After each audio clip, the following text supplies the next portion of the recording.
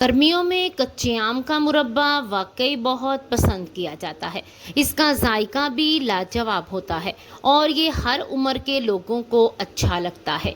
अस्सलाम वालेकुम नाज़रीन, उम्मीद है आप सब खैरियत से होंगे। मेरे चैनल रेसिपी पर आप सबको खुश आमदीद। गर्मियों के मौसम में कच्चे आम तकरीबन हर घर में आ जाते हैं और इनसे बनने वाली चीज़ों का जायका भी कुछ और ही होता है।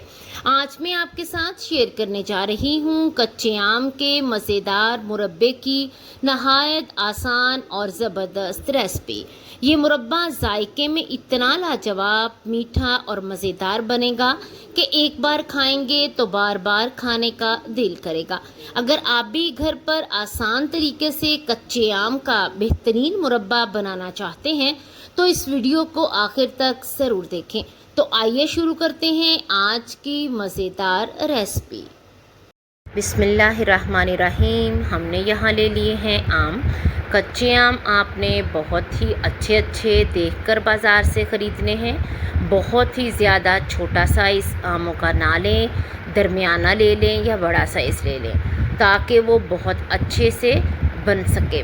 आपने इसे लेकर अच्छे से धो लेना है और धोकर इनका पानी जो है वो खुश्क कर लेना है। पानी खुश्क करने के बाद आप इसे लंबे पीसीस में कट कर लेंगे।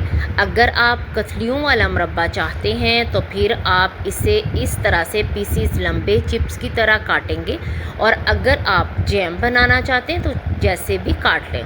इसके बाद अपना चूल्हा ऑन करेंगे और इसमें लेंगे पानी। मैंने 2 किलो आम लिए थे और 2 किलो आम को छील कर काट के तैयार किया, और फिर वहाँ मैंने पानी रखा। तकरीबन 1.5 से 2 किलो पानी मैंने रख दिया। जब वो पानी अच्छी तरह उबलने लग गया तो इसमें हम अपने मैंगो शामिल कर देंगे। पानी में मैंगो शामिल करके ज़्यादा देर नहीं पकाएंगे, इसे बस एक जोश आने देंगे। यानी उबलते हुए पानी में मैंगो डालने के बाद, आम डालने के बाद आप सिर्फ़ एक जोश दिलाएंगे। अगर हम इन्हें ज़्यादा पकाएंगे तो ये ज़्यादा नरम हो जाएंगे। आप आम को काट कर ज़्यादा देर ना रखिएगा वरना ये ब्लैक हो जाएंगे। मेरी नमाज का वक्त हो गया था इसलिए मैंने इसे काट के रखा, और फिर उबाइल करने में 5 से 10 मिनट लेट हो गई तो ये थोड़ा सा कलर चेंज हो गया। आप इसे उसी वक्त काटिएगा और काट कर फिर पानी में डालिएगा। अब इसमें देखें एक जोश जो है वो आ चुका है। इसको हमने ज़्यादा नहीं पकाना, बस ये थोड़े से नरम हो गए हैं। इसको अब हम स्ट्रेनर की मदद से अच्छे से छान लेंगे। इसमें से जितना पानी है वो निकाल देंगे। जितना भी पानी है, इसमें जितनी खटास है वो तमाम खटास ख़त्म हो जाएगी और मैंगो जो है हमारे वो बहुत ही अच्छे नरम हो जाएंगे, पक जाएंगे। अब हम चूल्हे पर चढ़ाएंगे कढ़ाई, और हमारी मैंगो थे यानी आम थे 2 किलो, और अब हम इसमें चीनी शामिल करेंगे। आप चाहें तो चीनी ज़्यादा भी डाल सकते हैं, चाहे तो कम भी। हम कम चीनी इस्तेमाल करते हैं इसलिए मैंने इसमें 1 किलो के करीब चीनी डाली। 1 किलो चीनी डाली और इसके साथ आधा कप पानी डाल दिया। अब इसको अच्छे से हिलाएंगे, मिक्स करेंगे और इसे मुसलसल हिलाते जाएंगे जब तक कि ये अच्छे से चीनी जो है वो पानी में हल ना हो जाए। इसी के साथ शामिल करेंगे सब्ज़ इलायची। सब्ज़ इलायची की खुशबू जो है वो मुरब्बे में, जैम में बहुत ही ज़्यादा मज़ेदार लगती है। इसकी खुशबू आती है, बहुत अच्छा लगता है। आप इसको मुसलसल हिलाते रहें ताकि चीनी जो है वो नीचे जुड़े नहीं और वो अच्छे से पानी में हल हो जाए। आप मुसलसल इसे हिलाते रहें ताकि हमारा शीरा जो है वो बहुत अच्छा तैयार हो जाए। शीरा जो है वो पकना शुरू हो गया है। अब आहिस्ता आहिस्ता ये गाढ़े की तरफ जाएगा। आप इसे पकाते रहें और इसे वक्तन फ़वक्तन हिलाते रहें, क्योंकि अब जो चीनी है वो अच्छे से इसमें हल हो गई है। अब चीनी नीचे नहीं लगेगी।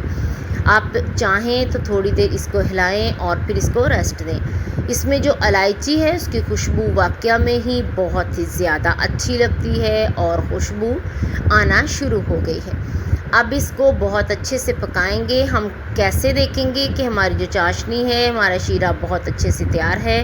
हम एक कटोरी में पानी लेंगे ठंडा और उसमें हम 3-4 कतरे शीरा के डालेंगे। अगर तो इसमें अच्छे से अब्जॉर्ब हो गया तो फिर ये शीरा नहीं तैयार हुआ। हमारा शीरा तैयार हो गया है क्योंकि वो गुठली यानी दाने की तरह बनने लग गया था। अब इसको मज़ीद 1 से 2 मिनट के लिए पकाएंगे ताकि जो शीरा है वो बहुत अच्छे से गाढ़ा हो जाए और उसमें पानी की बिल्कुल भी कमी ना रहे। यानी इससे मुराद अगर पानी कच्चा थोड़ा बहुत भी रहा तो ये ख़राब हो सकता है। अब इसमें हम शामिल करेंगे यहाँ पर अपने आम, जिनको हमने बॉयल करके स्ट्रेनर की मदद से छान के रखा था। अब इसमें शामिल करते ही आप देखें कि ये पानी थोड़ा सा छोड़ देंगे, यानी ये आम का पानी होगा, दूसरा पानी नहीं होगा। अब आपने यहाँ पर अगर तो आप कतलियों वाला मुरब्बा बना रहे हैं यानी आप चिप्स की तरह लेना चाहते हैं तो फिर आप इसको ज़्यादा नहीं हिलाएंगे और इसे आहिस्ता आहिस्ता हिलाकर पकाते रहेंगे। इसे मुसलसल इतना पकाएंगे कि इसमें जो शीरा है वो हाथों के साथ जुड़ने लग जाए या फिर वो ग्रेवी सी टाइप हो जाए। अब जब आप देखें कि आपका शीरा और मुरब्बा जो है वो बहुत अच्छे से तैयार हो गया है, आप कतलियों की तरह चाहते हैं तो फिर आप इसे यहाँ पर निकाल दें। लेकिन मैं इसे मैश करना चाहती हूँ क्योंकि मेरे बच्चे इसे जैम के तौर पर ब्रेड के साथ लगाकर बहुत ही शौक़ से खाते हैं। वो बच्चे जो लंच बॉक्स में लेते हैं या जो सैंडविचेस खाते हैं वो ब्रेड के साथ इसको जैम को लगाकर खाएं तो बहुत ही ज़्यादा मज़ा आता है। आप इसे अच्छे से मैश कर दें अगर जैम चाहती हैं, अगर नहीं चाहते तो यहीं पर चूल्हा ऑफ़ कर दें। लेकिन मैं इसे जैम बनाना चाहती हूँ, इसको मैं अच्छे से मैश कर दूँगी और मैश करने के बाद इसे बहुत अच्छे से दोबारा से चम्मच से पकाना शुरू करूँगी। साथ साथ हिलाते जाएंगे और साथ साथ इसको पकाते जाएंगे। ये थोड़ा गाढ़ा की तरफ चला जाएगा। जो मुरब्बा होता है वो थोड़ा थोड़ा नरम होता है, जबकि जो जैम होता है वह थोड़ा सा मुरब्बे से हार्ड होता है। इसलिए इसको थोड़ा सा 5 से 6 मिनट करीबन इसको पकाएं और पकाने के बाद इसे अच्छे से मैश करके उतार लें।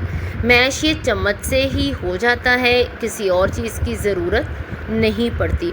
यहाँ पर देखें हमारा जो मुरब्बा है वो बहुत ही अच्छे से तैयार हो गया है।